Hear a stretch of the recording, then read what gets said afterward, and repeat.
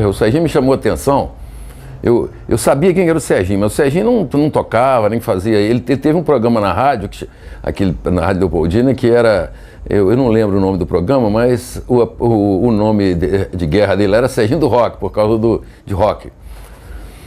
Mas eu lembro de um carnaval, que eu ainda não tinha contato com ele, vi ele passando num bloco, ele vestido de um personagem grego, da mitologia grega. Eu achei muito engraçado aquilo. E ele e uma turma que tinha aí também, que era amigo deles na época, né? Porque ele era mais velho do que eu. Então, eu achei interessante aquele pessoal, ele com aquele arco de louro na cabeça, foi engraçado, com aquela toga. Então era uma figuraça, pô. Então aquilo me chamou a atenção. Quando eu fiquei conhecendo ele já estava um tempo que já estava aqui, né? E aí parece que na época ele estava começando a fazer faculdade de História, alguma coisa assim, né? A gente tinha no Colégio Estadual, a gente tinha um jornal chamado O Vigilante, que até hoje parece que pegaram o nome aí, tem um vigilante aí.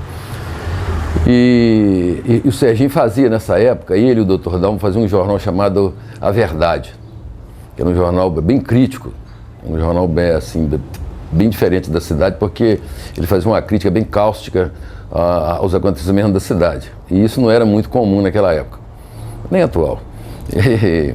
E eu tinha feito uma charge para o Vigilante, que era uma panela, e dentro da panela tinha a caricatura do professor Getúlio Subirá, que era quem coordenava para esse esporte, e uma turma de aluno que fazia parte da panela dele, da turma dele. E o Serginho viu aquilo, adorou, falou: você conheceu Lisboa? E a gente já tinha se trombado ali no bar do Zanata, que era o bar em frente ao clube. E eu frequentava lá também, então, por intermédio do Lúcio, que já é falecido, um amigo nosso, o Serginho, que é o Lisboa, aí ficamos conhecendo.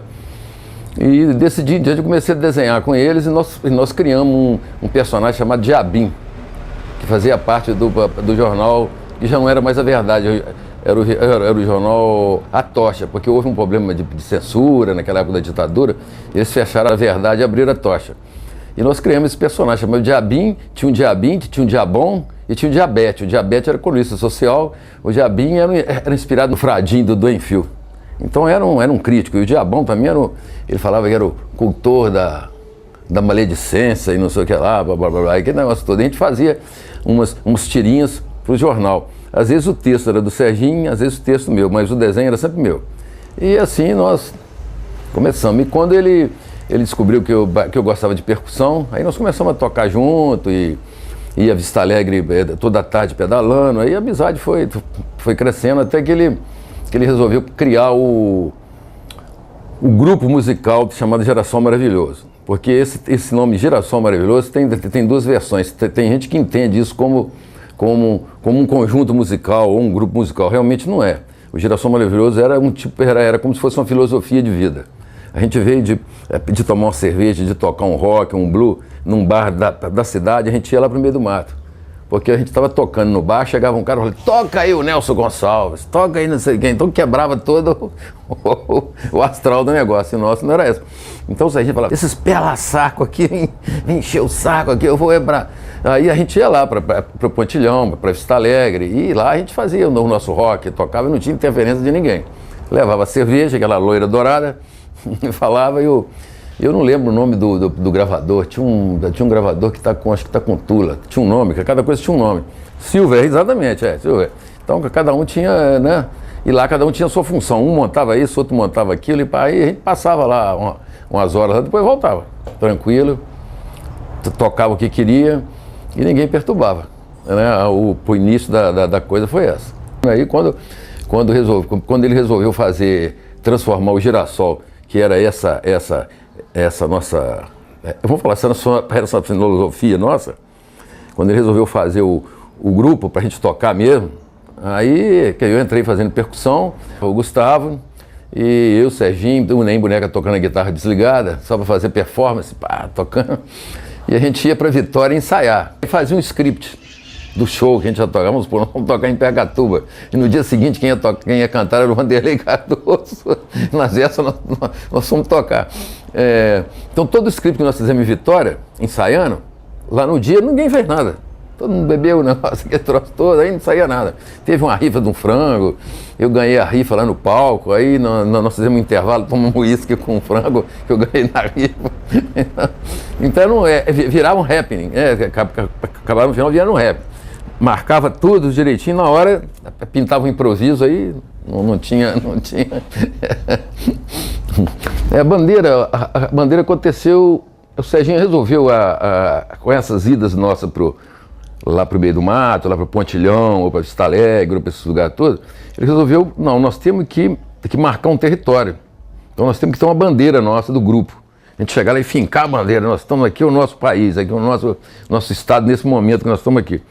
Aí comprou um pedaço de pano e falou assim, você pinta aí uma bandeira com girassol, vai ter que ter um girassol, o Morro do Cruzeiro, e música, e tudo. Foi me falando algumas coisas que ele queria que constasse.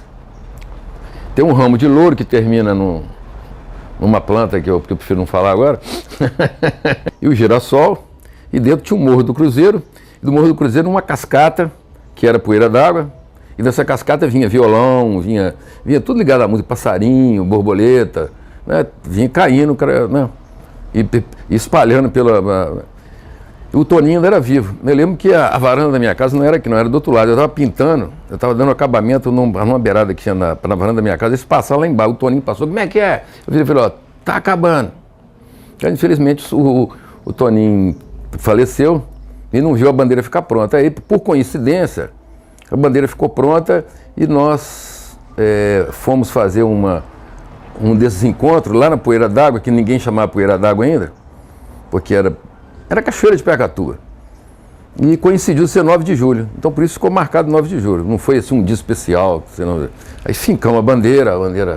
Aí todo mundo bateu palma, a gente fez o discurso como sempre, 1 minuto de silêncio para quem faleceu. E pá, aí homenageou E para voltar, por isso que tiraram a festa da Poeira d'Água. Porque para voltar, tinha uma pinguela. E depois de beber uma opção de cerveja, ninguém passava na pinguela. Então amarrava o pessoal aqui com a corda, jogava dentro d'água e quem estava melhor puxava do outro lado. Senão a corredeira levava, pô. Era. Então, e tinha que ir de carro de boi até lá, levando uma coisa de chope. Então resolvemos ir lá para... Fizemos amizade com o seu Otávio, que tinha um sítio nas margens do Lago da Represa. E lá ficou legal, que lá o ônibus parava aqui, descia todo mundo, pronto, não tem problema. Então o 9 de julho surgiu e a bandeira surgiu assim, a bandeira já estava programada, mas o 9 de julho aconteceu. Hoje é 9 de julho, vamos fazer hoje, pronto. Não teve um dia especial. Era feriado, seja lá quem foi. Aí veio a ideia, como é que nós vamos fazer um 9 de julho se não tem caixa? Aí o Serginho brincava, você é meu rei Midas. Aí eu desenhava alguma coisa, algum tema de música dele, a gente mandava imprimir a camisa era o ingresso. Com a camisa, tinha direito de ir na festa. Aí a festa era um dia inteiro de chopp, de vinho, de uísque, tinha tudo. E o pernil da dona Sinhazinha, mãe dele, era um pernil especial. Outra coisa que eu quero frisar na festa, antes que o Chico Gouveia não chegasse com a batata e o frango, não começava a festa, que era uma batata e um frango especial. Aí, 7 horas da manhã, todo mundo esperava o Chico. O Chico chegou, começava a festa. Aí era o dia inteiro, tocando e cantando, cada um fazia o que ele queria, mergulhava. Aí tinha um momento do discurso do Serginho, tinha sempre alguma coisa na pauta ligada a uma situação política da época ou alguma crítica na época. E terminava o discurso, o Clóvis tirava a bandeira, pronto, já estava oficialmente, né? Tinha hasteamento, né? Sempre na margem, com o fundo do lago, né? O fundo era o lago da represa. Aí quando estava ventando, ficava melhor, que a bandeira ficava sempre... A turma, venta. E o processo era o seguinte, eu nunca vi ele compondo, ele compunha mais sozinho mesmo, né? Lá no quarto, quieto. Mas quando tinha alguma coisa pronta, aí ela mostrava pra gente, ou pra mim, e a gente testava alguma coisa lá. Teve uma vez que nós fomos tentar fazer nessa mesa de som, já tinha uma trilha gravada e ele tentou pôr só o bongô. Nós tínhamos um bongozinho, e eu fazendo só o bongô na trilha, né? Encaixando nessa parte que estava. Mas é meio complicado, para quem não é músico profissional, então põe um fone, você ouve aquela música, a gente tem que... E como não era um estúdio mesmo, né? Aí deu certo alguma coisa, depois apagou, fizemos de novo. E acabou que essas trilhas, depois que ele faleceu, veio beneficiar a feitura do primeiro CD. E do segundo também, né? E o Serginho comprou um DVD na época e comprou uma mesa de som pequena. E ele estava montando um pequeno estúdio no quarto dele. Então, eu ainda estava aqui em Leopoldina, não estava dando aula em Belo Horizonte não. Então, à noite eu ficava folgado, então eu ia para lá. Ele saía da cama e ia para lá, a gente ficava ou usando essa mesa de som dele, ou ele alugava algum filme, falava assim, ó, tem um filme bom aqui, que eu aluguei. Eu ia para lá e ficava conversando, e sempre comendo um salgadinho da Dona Sinhazinha, porque às vezes sobrava da receita que ela fez para alguém, ela levava no quarto lá, trazia um salgadinho aqui pra você. E o Serginho era metódico. Não, mamãe, agora não, mamãe, tô vendo, não sei o quê, mas peraí, meu filho, eu vou trazer uma coisa por Lisboa pra você aqui. Aí ia lá e num dia nós estávamos indo lá pro Serginho, lá pro Toninho Néder. O Toninho Néder tinha um Fusca azul, numa dessas idas nossas para fim de tarde, ver o pôr do sol. Ele falou comigo, pô, eu não consigo terminar aquele samba, cara, eu tô fazendo um sambinha pra cachoeira. Eu falei assim, olha, eu chego lá, eu já fui lá várias vezes, eu me sinto como se eu estivesse sendo recebido por uma poeira d'água. Aí ele gritou, não é isso, eu terminei o negócio. Aí pegou o nome. Até no CD cita, né, que o nome foi eu que escrevi, realmente. Foi poeira d'água. Aí, a primeira vez que saiu essa palavra, poeira d'água, eu falei, ó, eu me sinto recebido por uma poeira d'água, porque a cachoeira, antes deles cortarem muito a água por cima, o sitiante, o fazendeiro, a cachoeira era muito forte. Eu não sei se ainda continua, tem muito tempo que eu não vou lá. A queda d'água batia na pedra, e você bem cá embaixo, você já recebia aquela névoa, certo? Então o cabelo ficava todo cheio de coisa, né? Parecia uma poeira d'água. Aí, pronto, virou poeira d'água e acabou ficando com o nome. Até no quatro rodas, naquele guia quatro rodas, quando cita Leopoldina, fala cachoeira, poeira d'água. Aí virou domínio público. O Serginho, amigo, era um cara que era meio paizão, tinha hora. E tinha hora que era meio bravo, meio estupim curto. Nós tivemos uma discussão uma vez porque ele gostava muito do rock, né? E lógico, isso é ligado ao Elvis Presley e todo aquele pessoal do blues americano, né? Aquela coisa. E não sei que foi discussão que eu fui contra os americanos. Não contra a música, mas foi contra a política americana. Você tá indo, coisa, brigou comigo, daí a pouco ele tava bom de novo. Mas era amigo, sempre foi um grande amigo. A família toda, Dona Sinhazinha era mãe de todo mundo.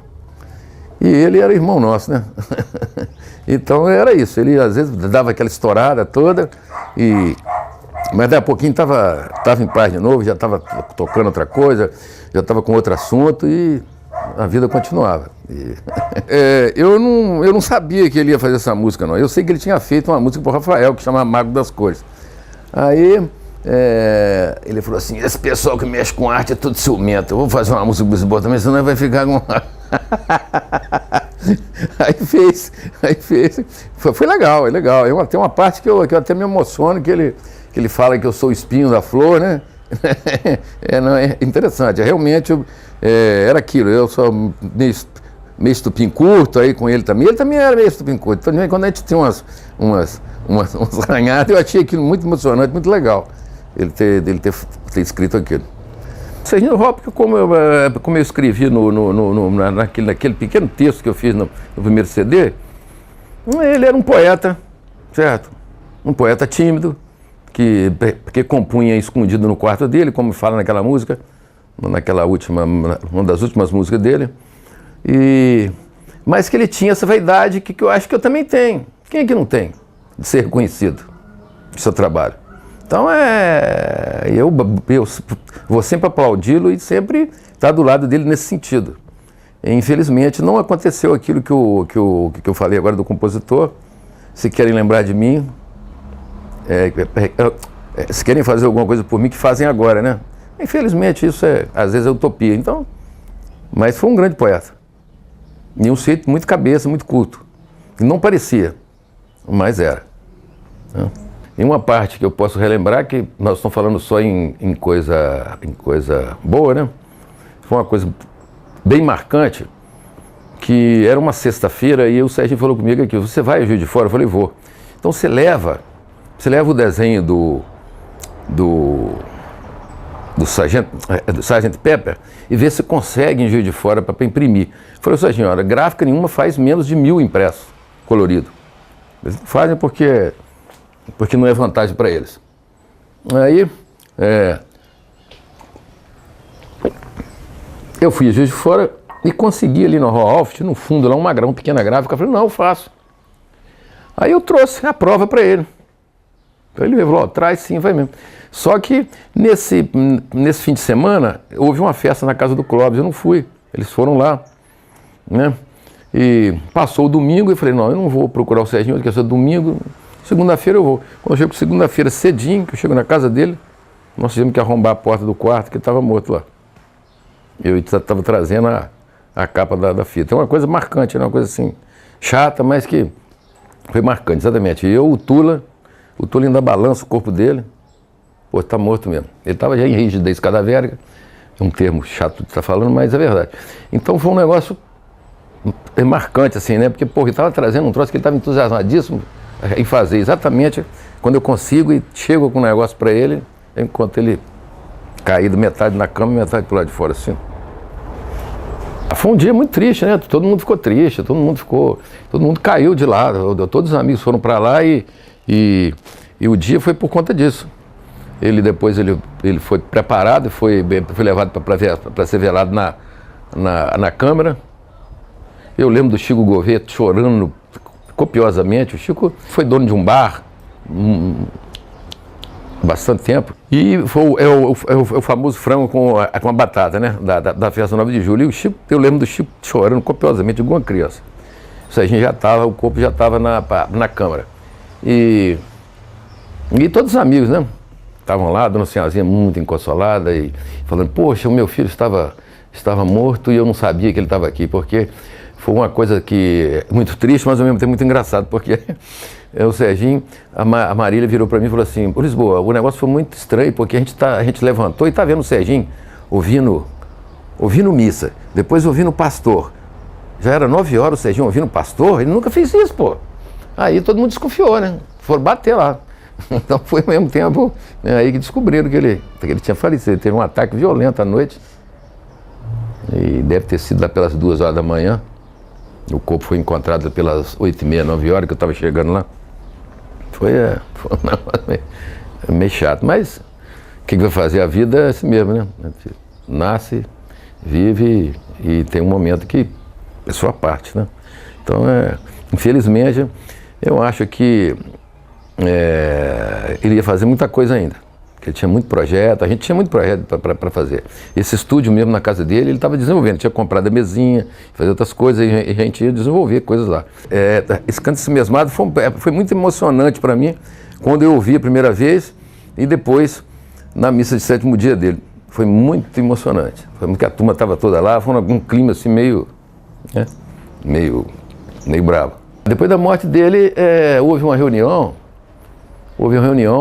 na casa da dona Senhorazinha. O Gustavo veio de Vitória, e eu, o Tula, o Rubinho, o pessoal todo reunimos ali na sala da dona Senhorazinha, que hoje agora é um prédio, né?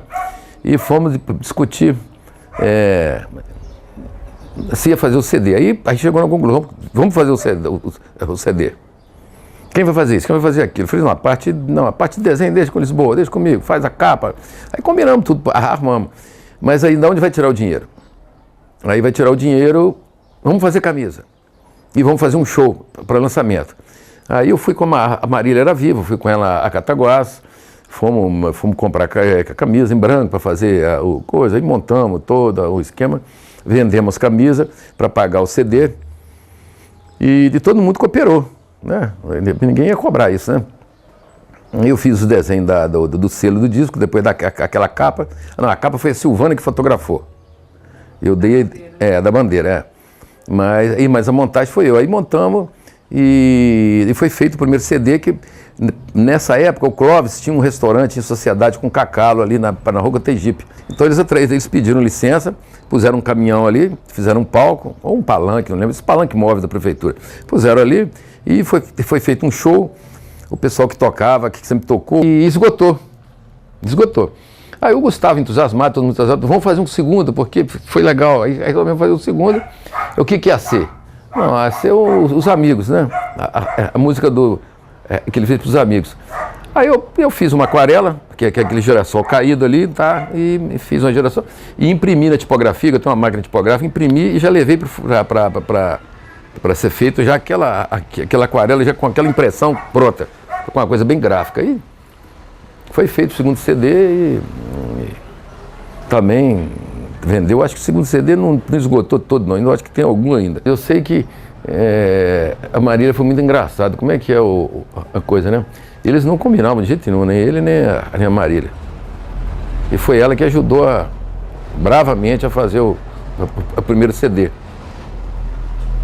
E depois ela falece. Não, é muito maluco. Eu acho que eu vi grandes momentos com ele.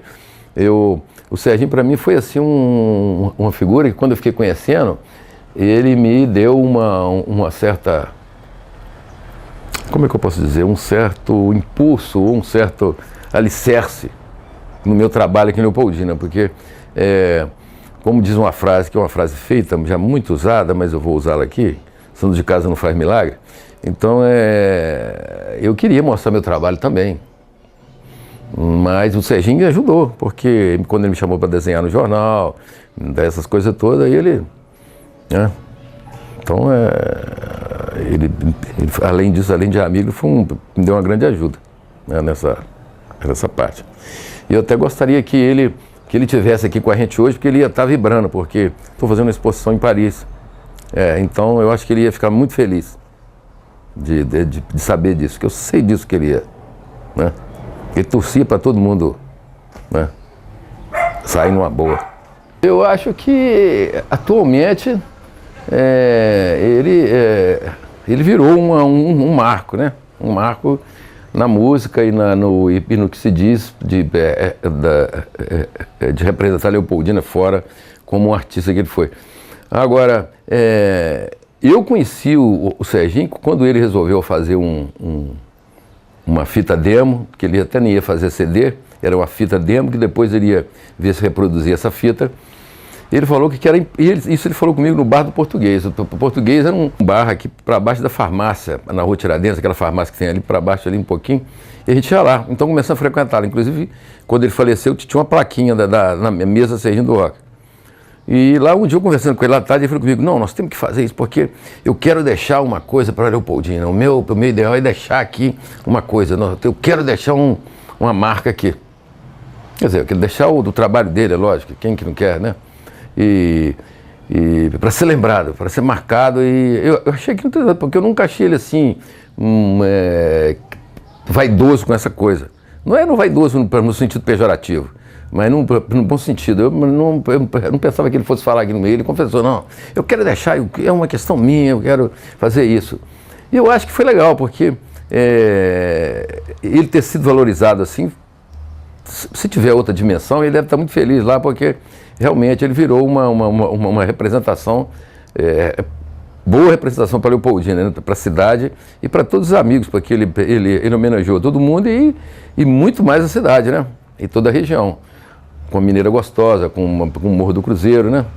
E as músicas que ele fez para mim, para o Rafael, que já é falecido, para o Zé Leno, para o Cici, que já está falecido, que era um jogador de futebol muito bom, que era muito amigo dele, que ele sentiu muita falta, que foi da época do Brasília Country Club, onde saiu do BCC de Sunday Monday, né?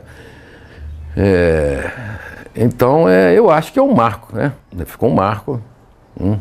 Eu acho que eu sou muito daquela letra daquele sambista, do Nelson Cavaquinho.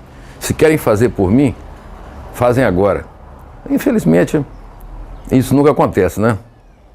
Então, mas está sendo feito agora, né?